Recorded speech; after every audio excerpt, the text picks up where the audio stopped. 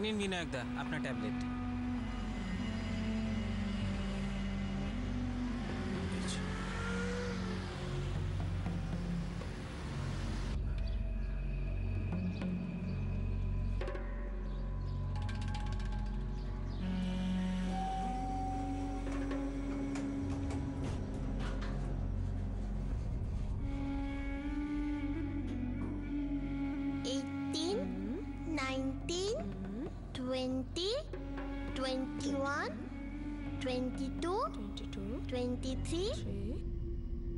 বাবা গাড়ি আজ গ্যারেজ থেকে আসবে না, তাহলে আমরা ঘুরতে যাব বাবা। শোনা, গাড়ি আসতে আর কয়েকটা দিন লাগবে, পরে যাব। হ্যাঁ ওকে বাবা।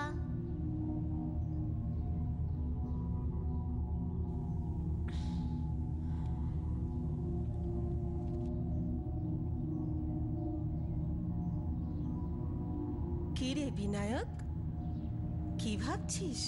কিছু না মা, এই তোমাকে দেখতে এলাম।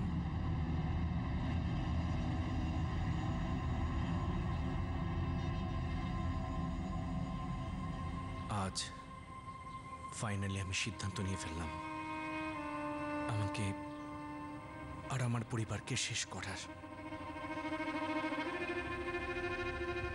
আর এর জন্য তাই শুধুমাত্র আমি।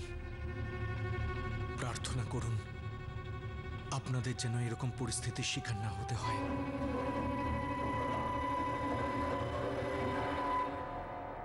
যতটা নিজের কাছে আছে তার চেয়ে বেশি পাওয়ার আশা অনেকেই করে, নিজের সাধ্যের থেকে বেশি, নিজের অধিকারের থেকে বেশি। কিন্তু সুন্দর ভবিষ্যতের জন্য নিজের বর্তমানকে বাজি রাখা ভয়ঙ্কর হতে পারে। বিনায়ক সিন্ধের কেন আজ এই অবস্থা হলো? 3 বছর আগে সে একজন কর্মঠ মানুষ ছিল, তার জীবন এগিয়ে চলেছিল। তাহলে এমন কি হয়েছিল যার জেরে তার এই অবস্থা হলো?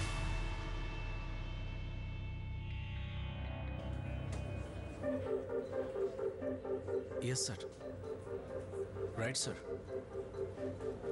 না না, আমি সামলে নেব। Yeah sure sir.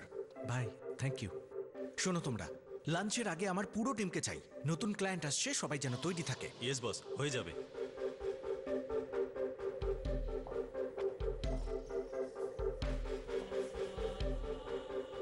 Vinayak, review meeting এ তুই যাচ্ছিস তো? না ভাই, আমি আসতে পারবো না। আরে নতুন ক্লায়েন্ট আমার পেছনে পড়ে আছে, নিঃশ্বাস নেওয়ার সময়টুকু নেই। তুই জানা, আমি বসকে মেল করে দেবো। ওকে, বিজি ম্যান।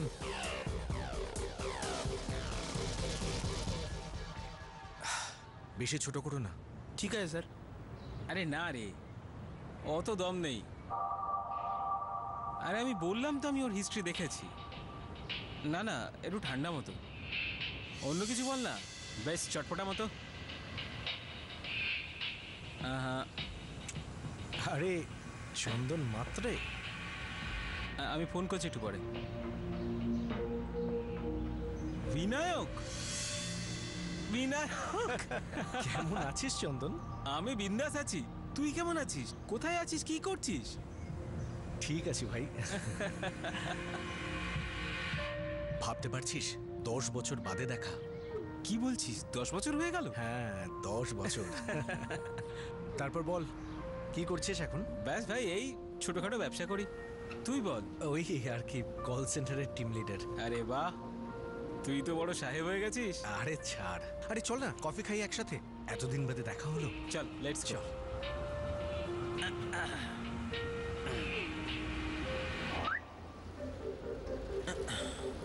কি হলো, চল।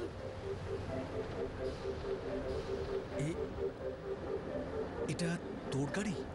হ্যাঁ। কি বলছিস, বল না। বিশ্বাস না হয় তো পেপার দেখাবো। পারে ভাই, এই তো ছোটখাটো ব্যবসা। দাঁড়িয়ে দাঁড়িয়ে এখানে ইন্টারভিউ নিবি নাকি? হ্যাঁ চল, আরামসে বসে কোথাও কথা বলা যাক। ভাই চলে আয়, বস।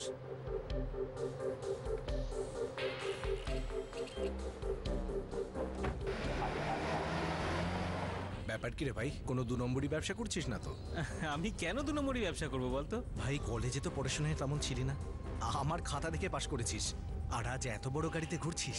আরে ভাই, ছোটখাটো কাজ করি এই আর কি। আরে চন্দন, বল না এমন কি ছোটখাটো ব্যবসা করিস তুই? স্টক মার্কেটে ইনভেস্ট করি, ছোট একটা টাকা দিয়ে শুরু করি। আমার ব্রোকার দারুণ লোক, একদম ঠিকঠাক টিপস দেয়। গত বছর মার্কেট ডাউন ছিল, তবুও আমার দারুণ লাভ হয়েছে। স্টক মার্কেটে এত কামিয়েছিস? হ্যাঁ ভাই, সকাল 9:30টার সময় স্টক মার্কেটের বেল বাজে, 9:30টার সময় বিজনেস শুরু হয়, 3:30টার সময় ব্যবসা শেষ। সারাদিন টাকা ইনভেস্ট করো, প্রফিট কামাও আর বাড়ি নিয়ে যাও। পরের দিন ওই প্রফিট থেকে আরও পয়সা কামাও। ভাই তুই তো প্রচুর কামিয়ে নিয়েছিস। এবার তুই বল, তোর কি চলছে? বিয়ে করে ফেলেছিস? লাভ ম্যারেজ, একটা মেয়েও আছে, ভেরি গুড। আর একটা 2 BHK ফ্ল্যাটে আছি। Obviously home loan. কাজটা ভালো কিন্তু স্যালারি অতটা ভালো না। তোর মতো গাড়িও কিনতে পারিনি। আরে এসে যাবে গাড়ি, কি এমন ব্যাপার? আচ্ছা এসব ছাড়, বাড়ি চল না, ফ্যামিলির সাথে আলাপ করাই। আজ নয়, অন্য কোনো দিন। 10 বছর পরে দেখা হলো, এবার তো দেখা হতেই থাকবে। হ্যাঁ হ্যাঁ, নিয়মিত দেখা হবে। ভাই তোর স্টক মার্কেটের আইডিয়াটা আমার দারুণ লেগেছে। চন্দন নিজেই নিজের বস আর শেয়ার মার্কেটে প্রচুর টাকা কামিয়েছে। শেয়ার মার্কেট মানে রিস্ক আছে তো। আরে জীবনে এগোতে হলে রিস্ক নিতেই হয়। রিস্ক বাবা, রিস্ক কি গো? শোনা, যখন তোমার কোনো কাজ অন্য কেউ করতে ভয় পায় সেটাকে রিস্ক বলে।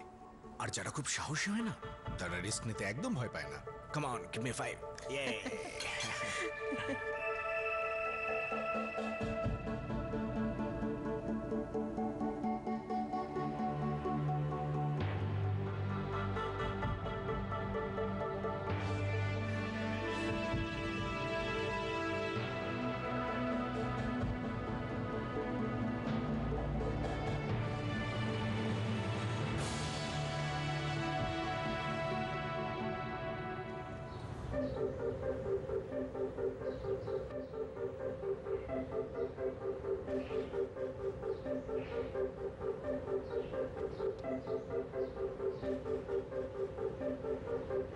বাবা,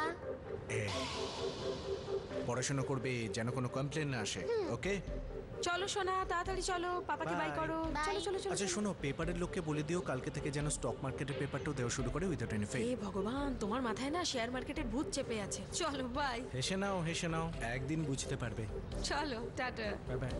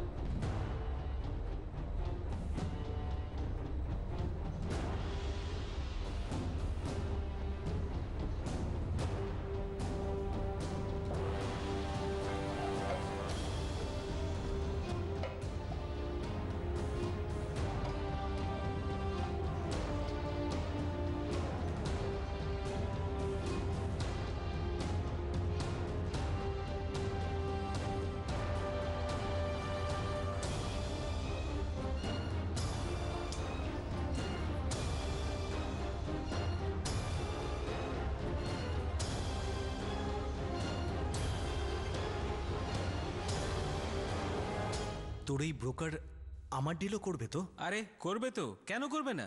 কেন, তুইও স্টক মার্কেটে টাকা ঢালবি নাকি? হ্যাঁ, কেন? আমিও লাভ করতে চাই।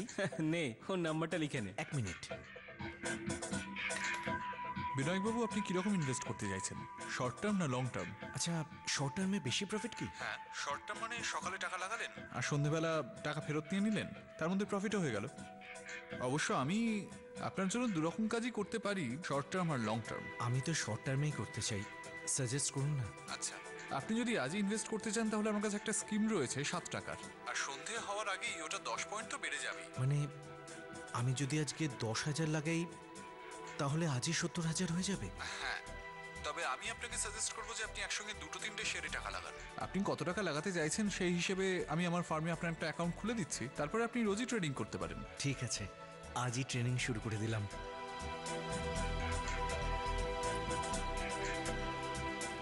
তুমি কি সিরিয়াসলি শেয়ারে টাকা ঢালতে যাচ্ছ? অফকোর্স, দেখবে খুব তাড়াতাড়ি আমরা লটারি পেতে চলেছি।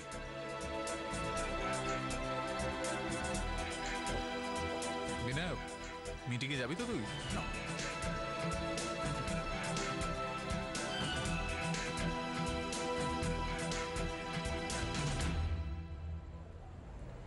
সুচিত্রা আজকে পুরো 11,250 টাকা প্রফিট হয়েছে, তাও আমি সেফ খেলছি বলে। বিনায়ক একটু সাবধানে চলো। আর একটু রিস্ক নিলে না 1 লাখ টাকা লাভ হতো। সুচিত্রা এটা একটা খেলা, এটা সামলে নয়, বুদ্ধি দিয়ে খেলতে হয়। এইটা কি ধরনের খেলা বাবা? মা তুমি বুঝবে না, শুধু জানো যে তোমার ছেলে জীবন গড়ছে।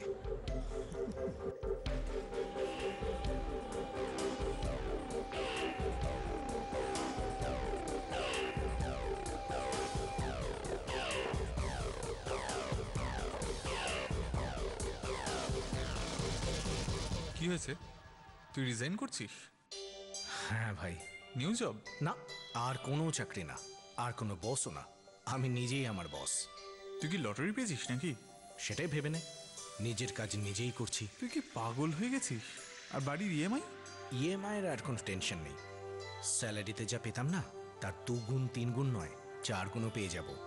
তুই একটু পরিষ্কার করে বলতো কাজটা কি করছিস? ব্যাস ভেবে নে আমি আমার লাইফ তৈরি করছি। বিনায়ক তার চাকরি ছেড়ে দিয়েছিল, আর এখন সে স্টক মার্কেটের দুনিয়ায় পুরোপুরি মেতে উঠেছিল, আর তার লাভও ভালো হচ্ছিল। প্রথম থেকেই যে সুন্দর জীবনের স্বপ্ন সে দেখে আসছিল সেটা এখন পূরণ হচ্ছিল। বিনায়ক তার লাইফ তৈরি করছিল।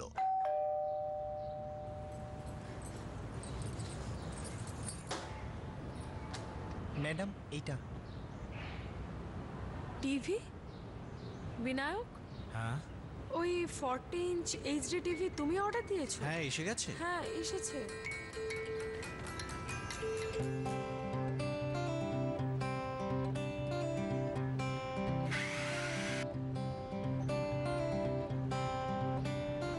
ঠাকুমা দেখো কত সুন্দর টিভি না? হ্যাঁ সোনা, খুব সুন্দর টিভি। বাবা আই লাভ ইউ, নতুন টিভি খুব ভালো।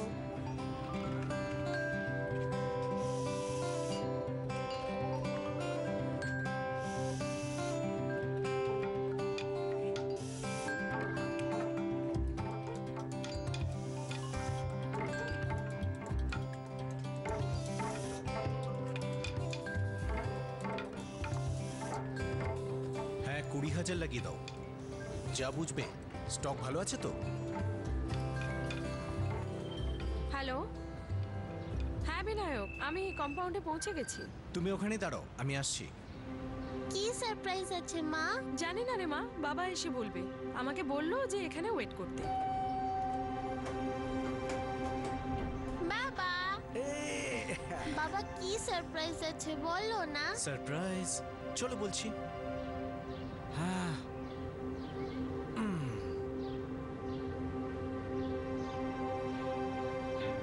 একটা ছোট্ট সারপ্রাইজ আমার সুন্দরী বউয়ের জন্য। আমার জন্য? ওয়াও বাবা, ইটস সো কিউট। তাই না? এবার মায়ের অটোয় যাওয়ার কোনো প্রয়োজন নেই, মা অফিস এটাই যাবে। আর মাঝে মাঝে আমাকে স্কুলেও দিয়ে আসবে। চলো না মা, একটু ঘুরে আসি। ওকে বাই বাবা। ইয়ে, চলো মা আরো ফাস্ট। খুব মজা হচ্ছে। সুচিত্রা মাত্র 45,000 নিয়েছে, রিল্যাক্স। বাপরে, 45,000 টাকা? খুব একটা বেশি দাম তো নয় মা। থ্যাংক ইউ বিনায়ক, এটা সত্যি খুব বড় সারপ্রাইজ। এটা তো সবে শুরু, পরে একটা বড় গাড়ি কিনবো। ওয়াও বাবা, ইউ আর সো গ্রেট। কি মা, যাবে নাকি ড্রাইভে? আমি আর কি গাড়ি চাপবো, আমি তো নিচেই নামতে পারি না। তুমি এত চিন্তা করছো কেন মা? আমি এত বড় গাড়ি কিনবো যে সকলে রিল্যাক্স করে যেতে পারবো। সুচিত্রা, এবারের বর্ষায় চলো না বাইরে গিয়ে কোথাও ঘুরে আসি। হ্যাঁ বাবা, আমরা সবাই যাব। সত্যি অনেক দিন হয়ে গেছে আমরা একসাথে কোথাও বেড়াতে যাইনি। কিন্তু প্রথমে গাড়ি। মা, প্রিয়া, বিনায়ক তাড়াতাড়ি এসো, খাবার দিয়ে দিয়েছি টেবিলে। হ্যাঁ মা, আসছি। এসো। চলো ঠাকুমা, খাবার খাবো। চলো চলো সোনা। হ্যাঁ তরকারি?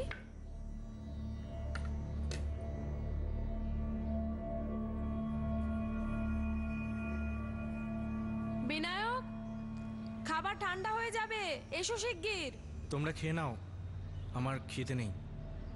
আচ্ছা।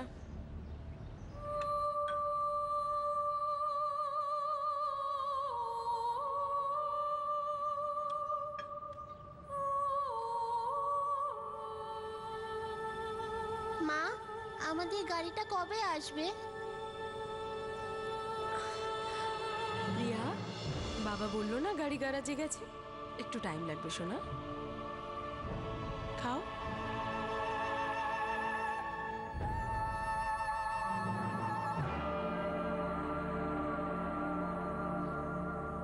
স্যার, আপনি এটাকে এক্সেলারেট করুন, তাহলেই আপনি বুঝতে পারবেন কি দারুণ গাড়ি এটা।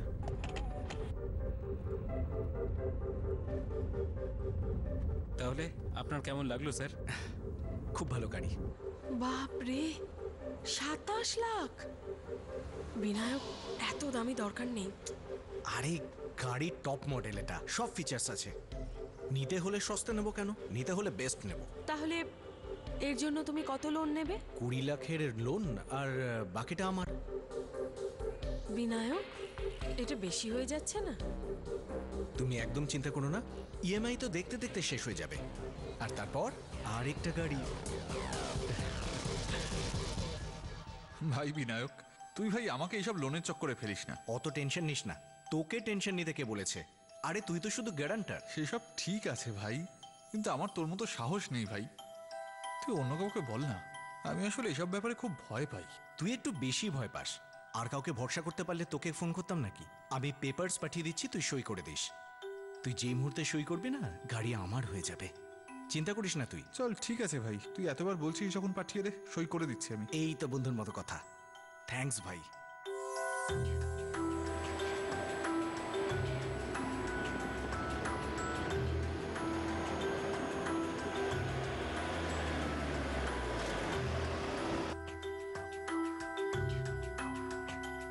ওয়েল ডান মিস্টার বিনায়ক, এটা তো শুধু শুরু, অনেক দূর যেতে হবে।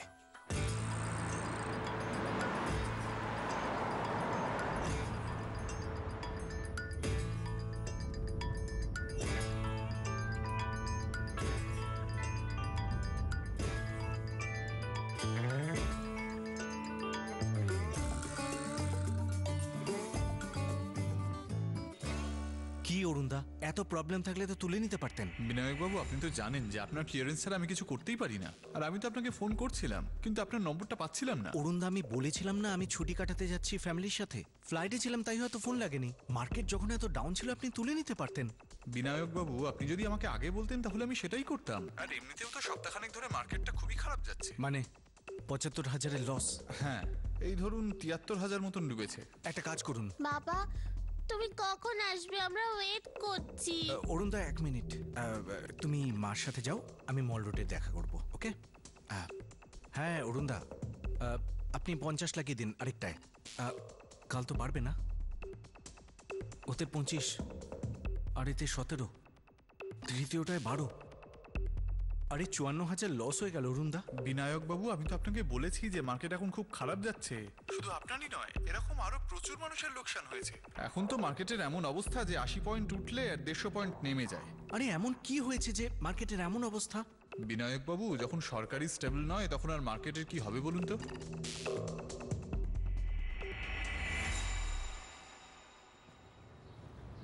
নে বাবা, কফি খা।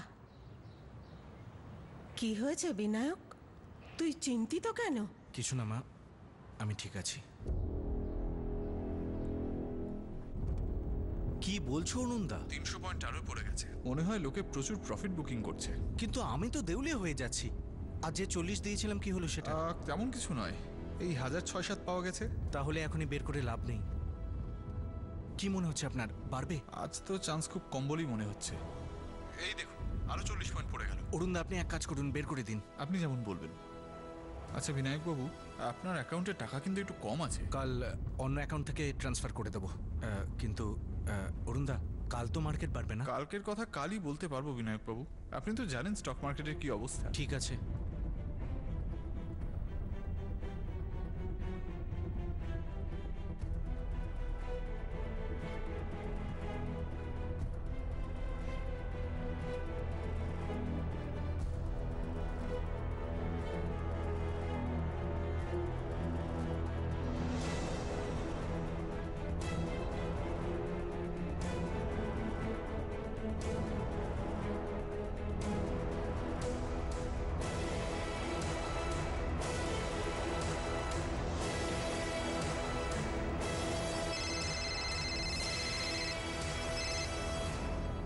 হ্যালো, মিস্টার বিনায়ক, আমি কমন ট্রাস্ট ব্যাংক থেকে বলছি। আপনার লোনের ইএমআই বাউন্স হয়ে গেছে sir. I am really sorry, fund বোধহয় কম হয়ে গেছে। স্যার প্লিজ আপনার ইএমআই অ্যাকাউন্টটাকে সবসময় আইডি কার্ড ফান্ডের সাথে মেনটেন করবেন। ইএমআই বাউন্স হওয়া খুব সিরিয়াস ব্যাপার। ওকে, আমি অন্য অ্যাকাউন্ট থেকে টাকা ট্রান্সফার করছি।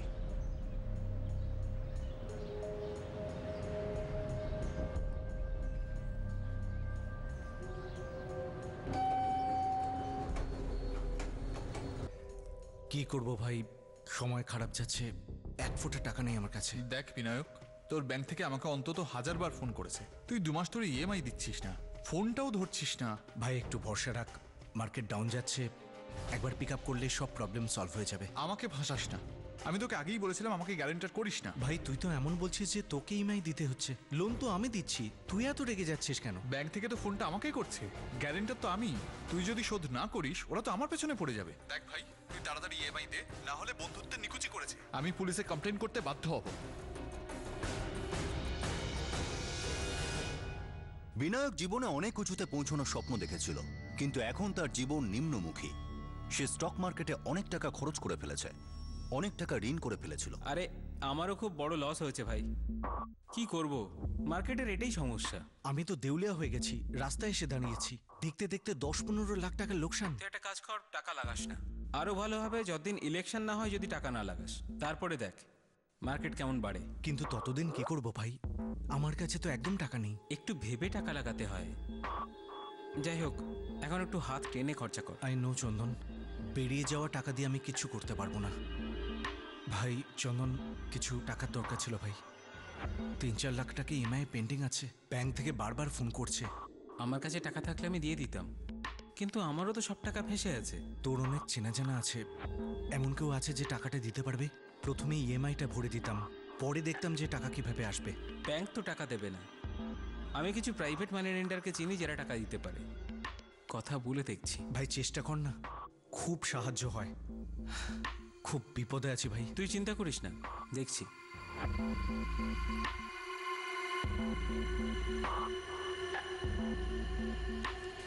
ব্যাস এই কটা টাকা? হ্যাঁ বিনায়ক, গত মাসের স্যালারি থেকে এটুকুই বেঁচেছে, এখন পরের মাসের জন্য ওয়েট করতে হবে।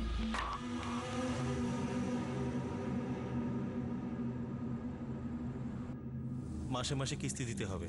ঠিক আছে সুরেশবাবু।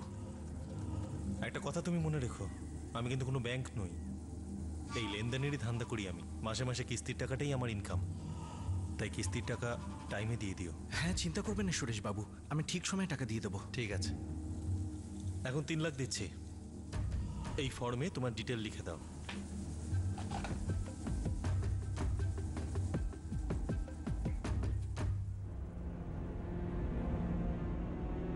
কোনো সমাধান হলো? হ্যাঁ, গাড়ির 4 মাসের ইএমআই ভরে দেবো। টিভি আর ফ্রিজের ইএমআই ভরার পরেও 60,000 টাকা বেঁচে থাকবে। সুরেশবাবুকে প্রত্যেক মাসে 25,000 দিতে হবে। এবার ভাবছি একদম রিস্ক না নিয়ে সেফলি খেলবো। আমার কথা শোনো না, তুমি আর একটা জব ট্রাই করে দেখো না। সুচিত্রা, খারাপ সময় আসে, কিন্তু এত ভয়ের কি আছে? ভরসা রাখো, সব কিছু ঠিক হয়ে যাবে, জীবন আবার গড়ে উঠবে।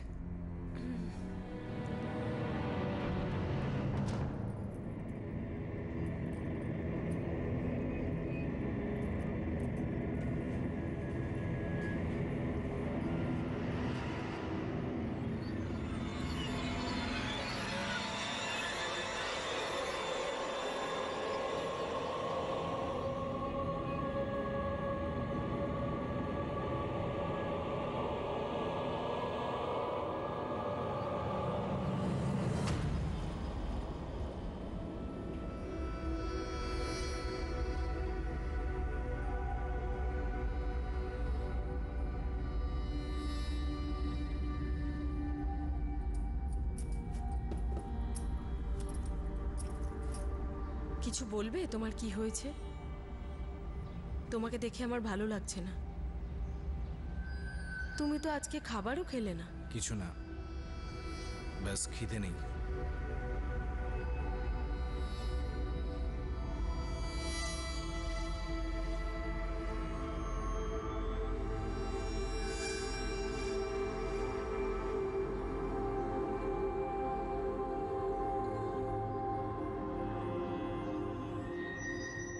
ব্যাস, যথেষ্ট হয়েছে। আমি আর মানতে পারছি না। একটু বোঝার চেষ্টা কর, বিপদের মধ্যে আছি ভাই। তাহলে আমি কি করব? আমি তোকে বলেছিলাম লোনটা নিতে, তুই গাড়ি চড়ে ঘুরবি আর টেনশনে আমি মরবো? এটা ঠিক নয় বস। ভাই আমি অনেক চেষ্টা করছি, এখন আমার হাতে একদম টাকা নেই। এই কথাগুলো গিয়ে ব্যাংকে বল। তুই তো ফোনটাও ধরিস না, আর তোর জন্য আমাকে জ্বালাতন করছে। যদি আমার কাছে কোনো রিকভারি এজেন্ট আসে না, তাহলে শুনে রাখ, আমি কিন্তু তোর নামে কমপ্লেন করবই। সরি ভাই, দেখ খুব বিপদের মধ্যে আছি। খুব বেশি লোভ করেছিলি না, এখন বোঝ।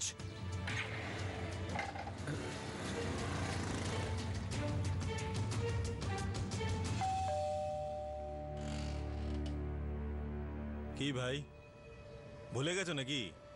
4 মাসে না তুমি আসলে না তোমার কিস্তির টাকা। সুরেশবাবু, একটু দেরি হয়ে গেল, একদম টাকা নেই। আমি তো প্রথমেই বলেছিলাম আমি ব্যাংক নই, আর আমার নিজের কাজ ছেড়ে তোমার পেছনে আমি তাগাদা দিতে পারবো না। ভালোই ভালোই বলছি, 1 সপ্তাহের টাইম দিচ্ছি। টাকা যদি না দাও তাহলে ভদ্রতা আর দেখাবো না। কি হয়েছে বাবা? কে চেঁচামেচি করছে? কেউ না মা, ও ও আমার বন্ধু। মিস্টার বিনায়ক, আপনার ট্র্যাক রেকর্ড তো বেশ ভালোই, কিন্তু এই 3 বছর আপনি কি করছিলেন? স্যার আমি চাকরি থেকে ব্রেক নিয়েছিলাম। ব্রেক? হায়ার স্টাডিজের জন্য নাকি অন্য কিছু? অন্য কিছু ট্রাই করছিলাম। তবুও? স্যার নিজের কাজ করার চেষ্টা করছিলাম। কিরকম কাজ? স্যার ছোট একটা বিজনেস। মিস্টার বিনায়ক, পরিষ্কার করে বলুন, আপনি কি আগের জবের ক্লায়েন্টদের নিয়ে নিজের মতো করে কাজ শুরু করছিলেন? না স্যার, এরকম কোনো ব্যাপার নয়। তাহলে আপনি বলুন না, এই কটা বছরে আপনি কি করছিলেন? এ পর্যন্ত 6টা ইন্টারভিউ দিয়েছি, যেখানেই যাই সেখানে আমাকে জিজ্ঞেস করা হয় এই 3 বছর আমি কি করেছি, কি জবাব দেব। আর এছাড়াও ওরা যে অফার করছে সেটা আগের চাকরি থেকে অনেকটা কম। আর আমার এই 3 বছরের গ্যাপ আমার এক্সপেরিয়েন্সে অনেকটাই পার্থক্য করে দিয়েছে।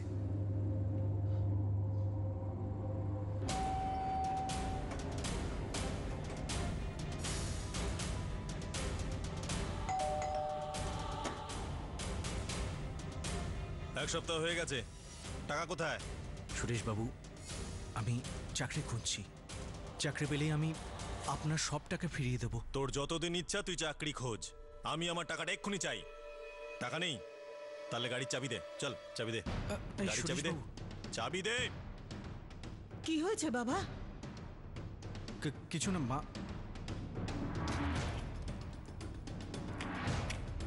আমার পৌনে 2 লাখ টাকা দিয়ে দে আর গাড়ি নিয়ে যা।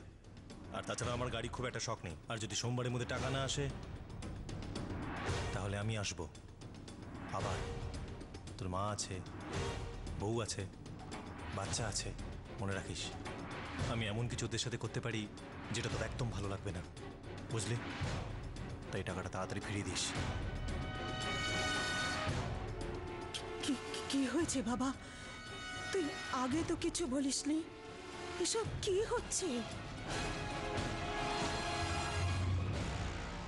বল বাবা।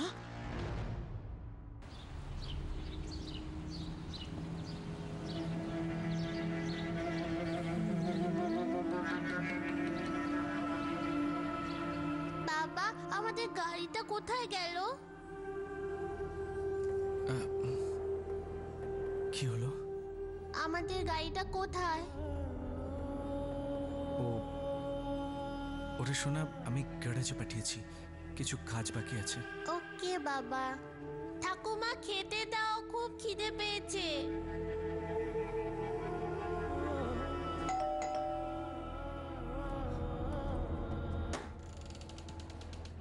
বলুন, আপনার স্বামী ঘরে আছে? আপনারা কারা? বাবা, ছাড়ো বলছি। বাবা, দাদা, দাদা আমি সব টাকা ফিরিয়ে দেবো, প্লিজ আমাদের ছেড়ে দিন।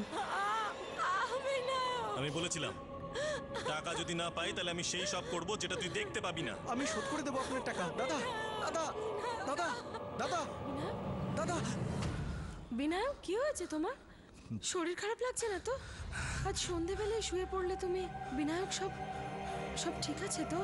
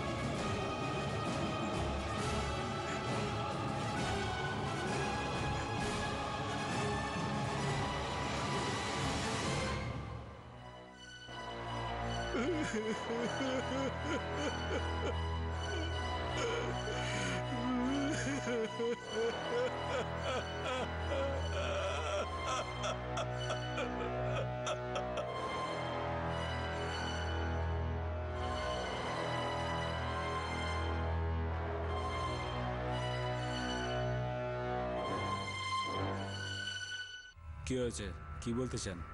জানি না স্যার, এ তো আমাকে ফোন করলো আর আমাকে ডাকলো। আমি দেখা করার পর বললো পুলিশ স্টেশন যেতে হবে। একে জিজ্ঞেস করছি কিন্তু ও তো কিছু বলছেই না। তুমি ঠিক আছো তো? আমি আমার বাড়ির লোককে মারার পর নিজেকেও মারতে চেয়েছিলাম, কিন্তু আমি পারলাম না নিজের প্রাণ নিতে। পাগল হয়ে গেছে নাকি ও? কি সব বলছে? আমি আমি নিজের মেয়ে, আমার মা আর বউকে মেরে ফেলেছি। আর যখন নিজেকে মারতে গেলাম তো তো সাহসে কুলোলো না আমার নিজেকে মারার। হে তুই কি বলছিস বিনায়ক?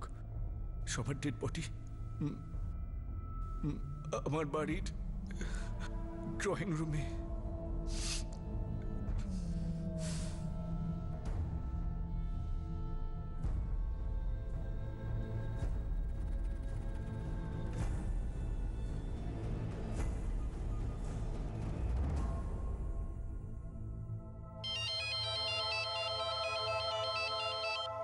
Yes sir. স্যার এখন তো মার্কেট খারাপ যাচ্ছে, আপনি জানেন মার্কেটের অবস্থা। আজ খারাপ, হয়তো কালকে আবার ভালো হবে। হ্যাঁ স্যার, আমি ওর গাড়ি নিয়েছিলাম আর ওকে শাসিয়েও ছিলাম, কিন্তু স্যার এটাই আমার কাজ। ও লোন নিয়েছিল আর ফেরত দিচ্ছিল না, আমি আর কি করতাম? কতদিন ভালোভাবে কথা বলা যায়? আর তোমার এই হুমকিতে ভয় পেয়ে ও বাড়ির সমস্ত লোককে মেরে ফেলেছে। লোন নেওয়ার সময় ওদের কথা মনে ছিল না? আমি কি করতাম? আমার টাকাটা তো আদায় করতেই হতো, আমারও তো বউ বাচ্চা আছে।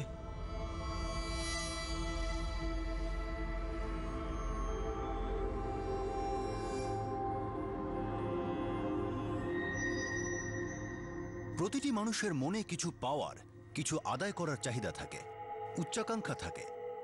মানুষের ধর্মই হলো সুন্দর ভবিষ্যতের স্বপ্ন দেখা, কিন্তু সেটা পূরণ করার জন্য আমরা যেসব রাস্তা অনুসরণ করি তার ফলও ঠিক সেইভাবেই পেয়ে থাকি। ইচ্ছার কোনো সীমা থাকে না, কিন্তু সামনে এগিয়ে যাওয়ার সীমাহীন চাহিদা, বাস্তবের মাটি ছুঁয়ে থাকা প্রয়োজন।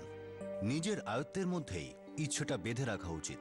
একটা প্রবাদ আছে যেটা বোধহয় আমরা সবাই জানি, হাত ততটাই বাড়ানো উচিত যতটা আমার ক্ষমতা। যদিও আজকের এই ইএমআই, লোন, ক্রেডিট কার্ডের যুগে এই প্রবাদটা একটু পুরনো মনে হয়। এরা সবাই আপনাকে এটাই বলবে যে আমরা আপনার সাথে আছি, কিন্তু ততক্ষণ সাথে থাকে যতক্ষণ আপনি ওদের টাকা ফেরত দিতে পারবেন। যে কোনো মার্কেট যেটা সমাজের রং পরিবর্তনের সঙ্গে সঙ্গে ওঠা বসা করে, সেটা সবসময় একটা হুঁশিয়ারি দেয়। সবসময় সেখানে একটা ঝুঁকি থাকে। এটা জানা বোঝা খুবই জরুরি যে আমরা কতটা ঝুঁকি নিতে পারবো, কতটা হারাতে পারবো। ঋণ শোধ করতে না পারার কারণে বিনায়ক তার পুরো পরিবারকে শেষ করে দিল। তার সুন্দর জীবনের চাহিদাটা তার নিরীহ পরিবারের প্রাণ নিয়ে নিল। এই ব্যাপারে সতর্ক থাকাটা খুবই প্রয়োজন যে আমাদের ইচ্ছা, আমাদের উচ্চাকাঙ্ক্ষা যেন লোভে পরিণত না হয়। আপনাদের সাথে আবার দেখা হবে ক্রাইম পেট্রোল সতর্কতা আরো একটা নতুন কেস নিয়ে। ততক্ষণ নিজের খেয়াল রাখবেন, সুরক্ষিত থাকবেন, আর মনে রাখবেন সঠিক সময় সঠিক পদক্ষেপ। সতর্ক থাকুন। জয় হিন্দ।